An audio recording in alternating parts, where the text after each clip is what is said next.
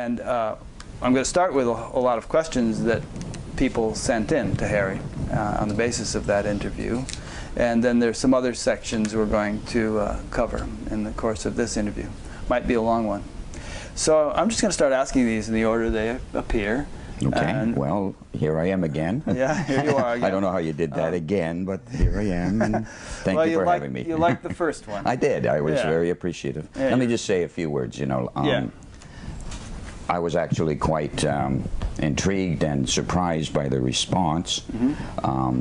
You know, getting hundreds of people emailing you isn't my normal existence.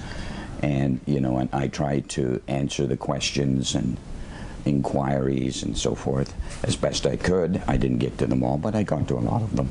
And I was also surprised by the depth of the, you know, depth of some of the questions. Yeah. They were profound, mostly appreciative, but not always.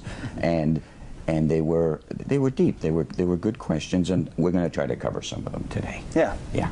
Okay.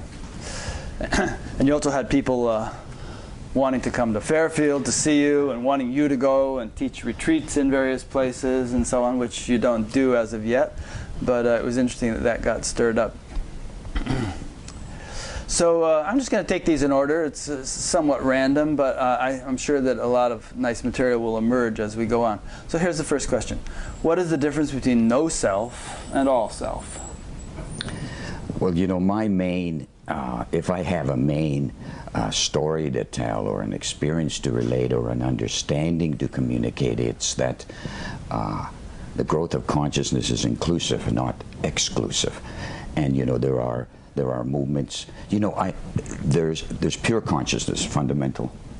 Everybody has it. Some people are aware of it, some people aren't. And that pure consciousness can be seen as empty, or it can be seen as full. It's been my experience that as a younger person, in my experience, there wasn't much there, but it was there. 24 hours a day, always there.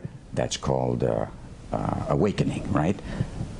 The first stage of awakening to me is that stage where you see this primordial consciousness that's universal, right? And then my experience was that consciousness grew with, as it became brighter, fuller, richer. It wasn't so dark, wasn't so small.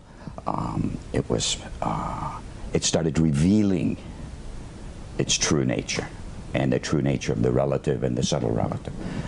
That's what I'd say about that. Do you have a question on that? No, but it reminded me of something I wanted to say, which is that in the last interview I introduced you as being possibly the most articulate person I had interviewed. And I objected to that, yes. Yeah, and afterwards I thought, no, articulate isn't the right word. I've interviewed plenty of people who are incredibly articulate. Yes. You know, they're experienced very teachers, intellectual, very sequential. Writers. Yes. Yeah. Yes. But I thought of a metaphor to perhaps distinguish you from a lot of the people out there, which is that, you know, most of the people in the world think that I am a wave, and I see myself as separate from all these other waves. And then teachers come along and say, you're not a wave, you're the ocean. And some people realize that experientially. Oh yeah, I'm the ocean. And then other teachers, I'd say a little bit more nuanced, say, you are the ocean, but you're also the wave. You're both. You know, individuality and universality.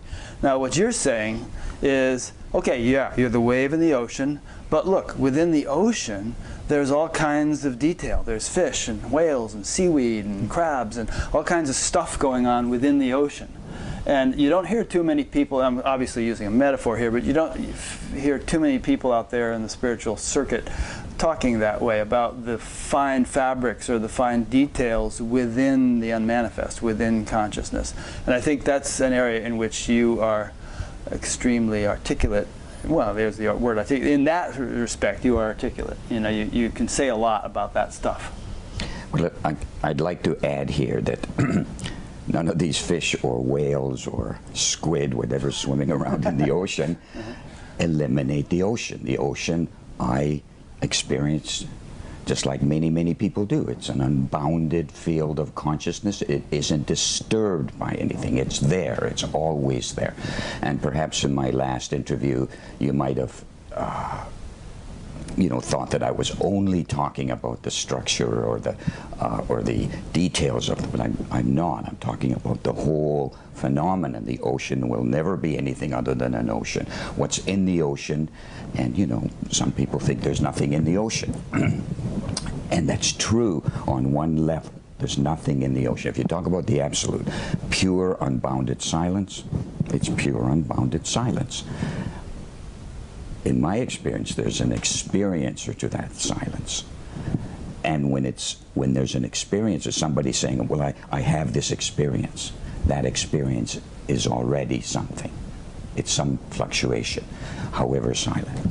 So I'd like to make that point. The ocean is always there. I recognize if somebody has the ocean, that's the fundamental first and most important experience of wakefulness, is being aware of that ocean of consciousness. Absolutely. Yeah.